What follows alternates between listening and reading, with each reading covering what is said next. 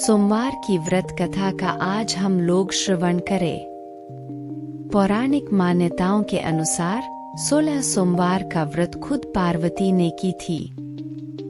भगवान शिव को प्राप्त करने के लिए माता पार्वती ने 16 सोमवार व्रत रखकर कठिन तपस्या की थी। 16 सोमवार का व्रत रखने से व्यक्ति को सुख संपदा धन संपदा की प्राप्ति होती है। इस व्रत को महिला और पुरुष दोनों ही रख सकते हैं।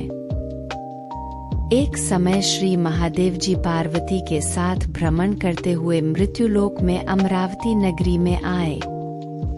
वहां के राजा ने शिव मंदिर बनवाया था, जो कि अत्यंत भव्य एवं रमणीक तथा मन को शांति पहुंचाने वाला था।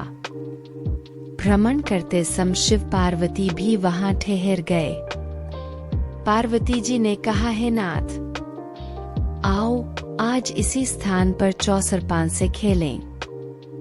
खेल प्रारंभ हुआ। शिव जी कहने लगे, मैं जीतूंगा।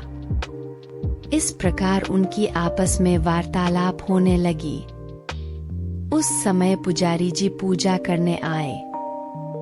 पार्वती जी ने पूछा, पुजारी जी बताइए जीत किसकी होगी। पुजारी बोला, इस खेल में महादेव जी के समान कोई दूसरा पारंगत नहीं हो सकता, इसलिए महादेव जी ही यह बाजी जीतेंगे। परंतु हुआ उल्टा, जीत पार्वती जी की हुई। पार्वती जी ने पुजारी को कोढ़ी होने का श्राप दे दिया कि तूने मिथ्या भाषण किया है। अब तो पुजारी कोढ़ी हो गया। शिव पार्वती जी दोनों वापस चले गए। कुछ समय पश्चात अप्सराएं पूजा करने आईं। अप्सराओं ने पुजारी के उसके कोढ़ी होने का कारण पूछा। पुजारी ने सब बातें बता दी। अप्सराएं कहने लगीं, पुजारी जी आप 16 सोमवार का व्रत करें तो शिव जी प्रसन्न होकर आपका संकट दूर करेंगे। पुजारी जी ने अप्सराओं से व्रत की विधि पूछी। अप्सराओं ने व्रत करने और व्रत के उद्यापन करने की संपूर्ण विधि बता दी। पुजारी ने विधि पूर्वक श्रद्धा भाव से व्रत प्रारंभ किया और अंत में व्रत का उद्यापन भी किया। व्रत के प्रभाव से पुजारी जी रोग मुक्त हो गए।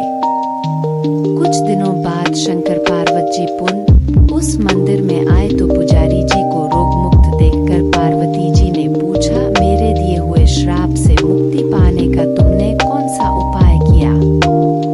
पुजारी जी ने कहा, हे माता, अप्सराओं द्वारा बताए गए 16 सोमवार के व्रत करने से मेरा यह कष्ट दूर हुआ है। पार्वती जी ने भी 16 सोमवार का व्रत किया, जिससे उनसे रूठे हुए कार्तिकेय जी भी अपनी माता से प्रसन्न होकर आज्ञाकारी हुए।